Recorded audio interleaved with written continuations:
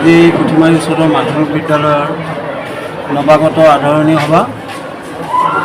প্ৰতি বছৰৰ দৰে এইবেলিও আমি নৱাগত আদৰণি সভাখন আজি অনুষ্ঠিত কৰিছোঁ আৰু এই নৱাগত আদৰণি সভাখনত আমি দিনজোৰা কাৰ্যসূচীৰে বিভিন্ন কাৰ্যসূচীৰে ৰূপায়ণ কৰিবলৈ ইতিমধ্যে আগবাঢ়িছোঁ আৰু কিছু কাৰ্যসূচী ইতিমধ্যে আমি সমাপন কৰিলোঁ। আমাৰ মেইনলি আমি আমন্ত্ৰণ জনাইছিলোঁ মিৰ্জা ডায়েটৰ লেকচাৰাৰ সন্মানীয় ডক্টৰ শিৰোমণি ভূঞাদেৱক। তেখেতে আমাৰ ছাত্ৰ ছাত্ৰীসকলৰ উদ্দেশ্যে প্ৰেৰণামূলক বক্তব্য আগবঢ়াই আমাক যি কৃতাৰ্থ কৰিলে। তেখেত বহুত ব্যস্ত মানুহ, তাৰ মাজতো আমাৰ আমন্ত্ৰণ ৰক্ষা কৰি অহাৰ বাবে আমি আমাৰ ফালৰ পৰা তেখেতক অশেষ ধন্যবাদ জ্ঞাপন কৰিছোঁ। আৰু এটা গৌৰৱৰ কথা যে আমাৰ এই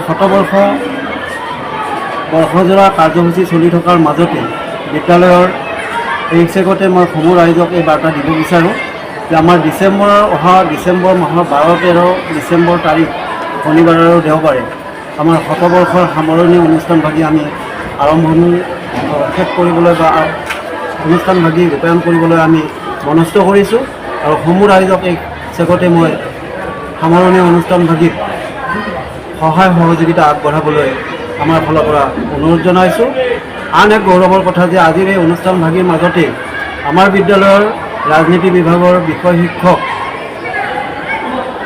হীৰেণ কুমাৰ দাসদেৱে পঞ্চায়তী ৰাজৰ ওপৰত এখন গ্ৰন্থ লিখি উলিয়াইছিল আৰু আজিৰ সভাত সন্মানীয় ডক্টৰ শিৰোমণি ভূঞা ডাঙৰীয়াৰ জৰিয়তে এই গ্ৰন্থভাগি উন্মোচন কৰা হ'ল। আৰু আমি আশা ৰাখিছোঁ এই গ্ৰন্থভাগিৰ জৰিয়তে পঞ্চায়তী ৰাজ সম্পৰ্কত আমাৰ সমাজে যথেষ্ট উপকৃত হ'ব, পঞ্চায়তৰ সম্পৰ্কে বিভিন্ন কথা জানিবলৈ সমৰ্থ হ'ব। আৰু আমাৰ ইয়াৰ পিছতে আছে সাংস্কৃতিক অনুষ্ঠান। আমাৰ ছাত্ৰ ছাত্ৰীসকল ইতিমধ্যে উদ্গ্ৰীৱ হৈ আছে।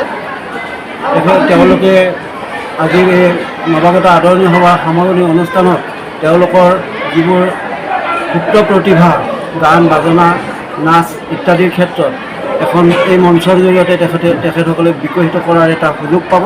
আমি আশা ৰাখিছোঁ পৰৱৰ্তী কাৰ্যসূচীসমূহ আমাৰ সফলভাৱে ৰূপায়ণ হ'ব। নৱাগত আধুনিক সভা আৰু এই নৱাগত আধুনিক সভাৰ লগত সংগতি ৰাখি এই বিদ্যালয়ৰ এগৰাকী শিক্ষক হিচাপে আমি আমাৰ এখন গ্ৰন্থ Panchayati Raj a fundamental institute of village transformation গ্ৰন্থখনি উন্মোচন কৰা হ'ল। উন্মোচক হিচাপে উপস্থিত আছিল মিৰ্জা ডায়েটৰ প্ৰবক্তা সন্মানীয় ডক্টৰ শিৰোমণি ভূঞা ছাৰ। তেখেতে এই গ্ৰন্থখনি উন্মোচন কৰাৰ লগতে ছাত্ৰ ছাত্ৰীসকলক উদ্দেশ্য কৰি তেখেতে ভালেখিনি সাৰুৱা বক্তব্য ৰাখিলে ছাত্ৰ ছাত্ৰীসকলৰ সৃজনীশীল প্ৰতিভাৰ